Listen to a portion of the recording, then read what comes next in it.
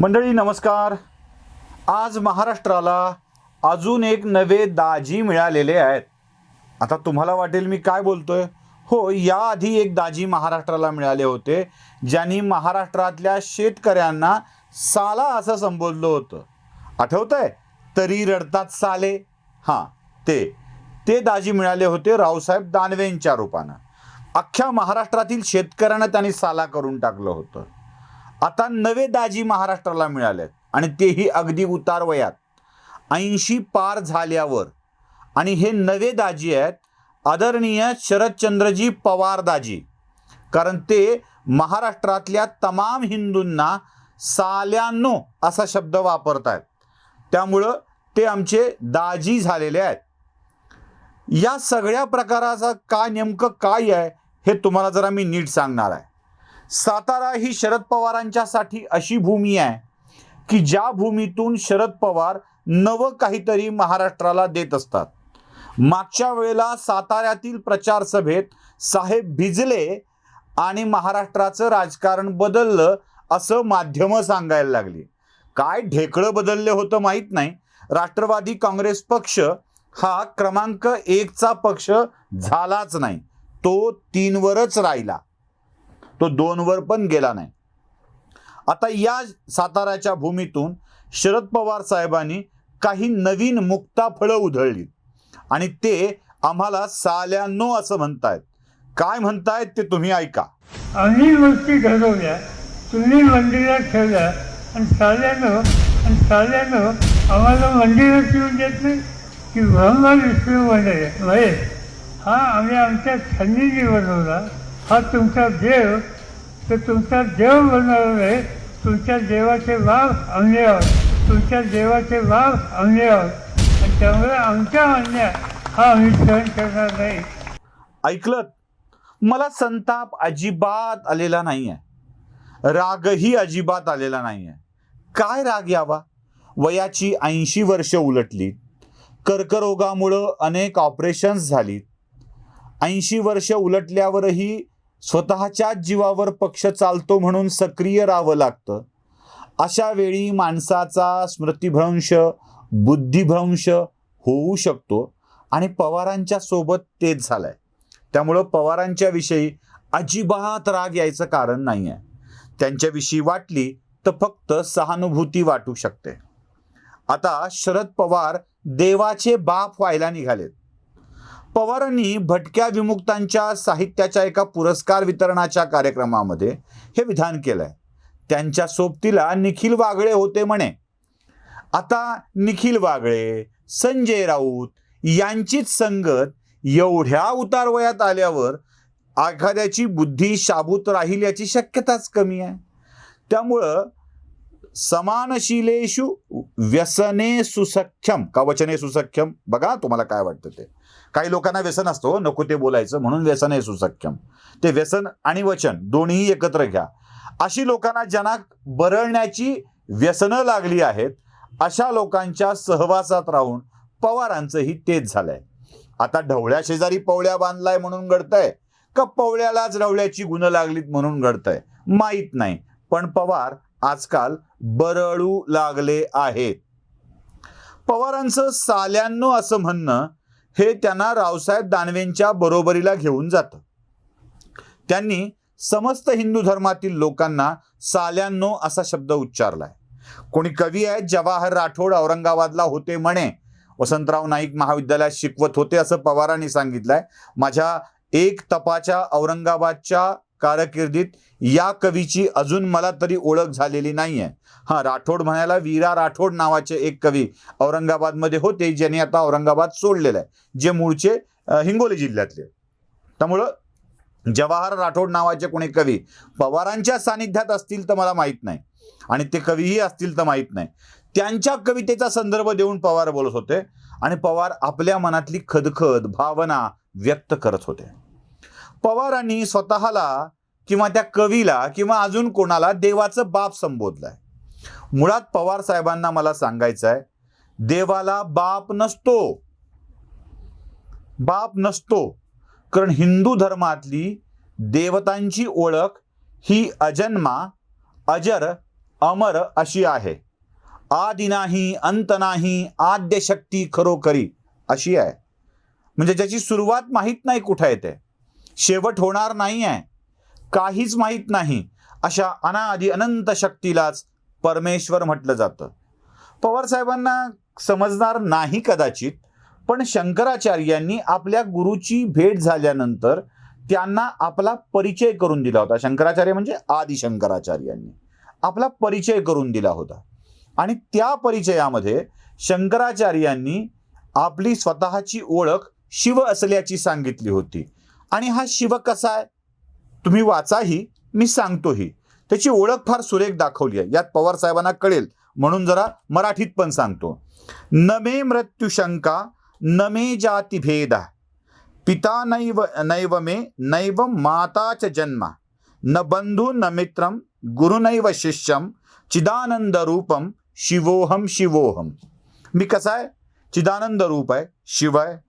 मला मृत्यूचं भय नाही, मला जाती भेद असलं काहीही नाही, मला पिता नाही, मला माता नाही, मला जन्म नाही, मला बंधू नाहीत, मला मित्र नाही, मला गुरु नाही, मला शिष्य नाही. मी शिव आहे, शिवोहम शिवोहम चिदानंद रूपम.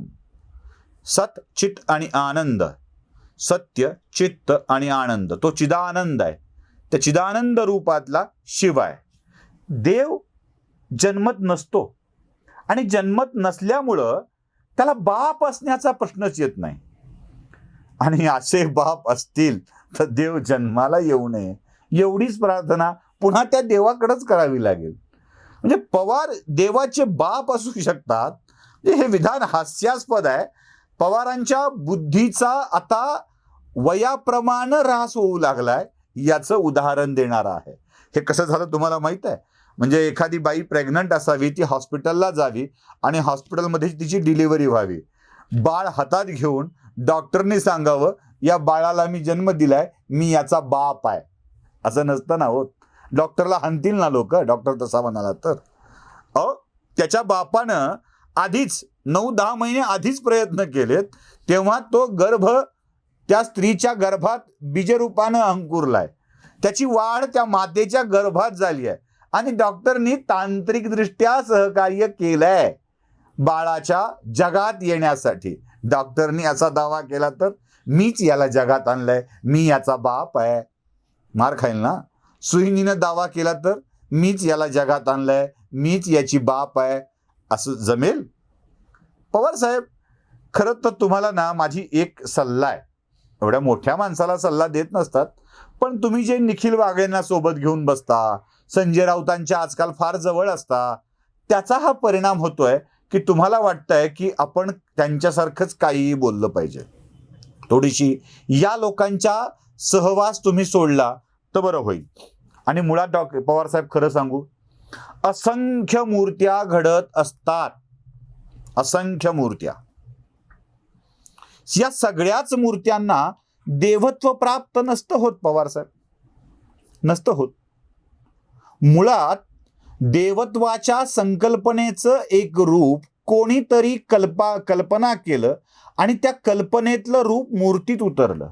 एखाद्याला वाटलं काशाय वस्त्रम करदंडधारिणम कमंडलू पद्मकरेण शंखम चक्रम गदाभूषित भूषणाढ्यम श्रीपादराज्यम शरणम प्रपद्ये. काशाय वस्त्र परिधान केलेला चतुर्भुज परमेश्वर, ज्याच्या एका हातामध्ये गदा आहे, एका हातामध्ये चक्र आहे, एका हातात पंकज आहे, कमळ आहे, अशी 4 चतुर्भुज देवाची कल्पना त्यानं केली. त्याला वाटलं देव असा असतो. कुणाला वाटलं कटेवरी हात, विटेवरी पाय, पांडुरंग तोच माझा देव असतो. तो चतुर्भुज नाही आहे, तो कडेवर हात ठेवून छान उभा आहे आणि त्याच्याही रूपाचा गोडवा लोकांना लागलेला आहे.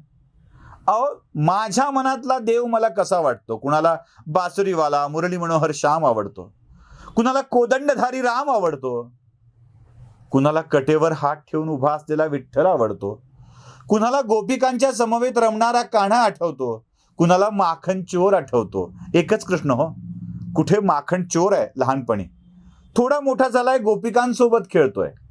कुणाला राधा त्याच्या खांद्यावरती डोकं ठेवून निश्चलपणे शांतपणे उभी आहे, कृष्णाच्या बाजूलाच आहे आणि बाकी तिला काही नको आहे.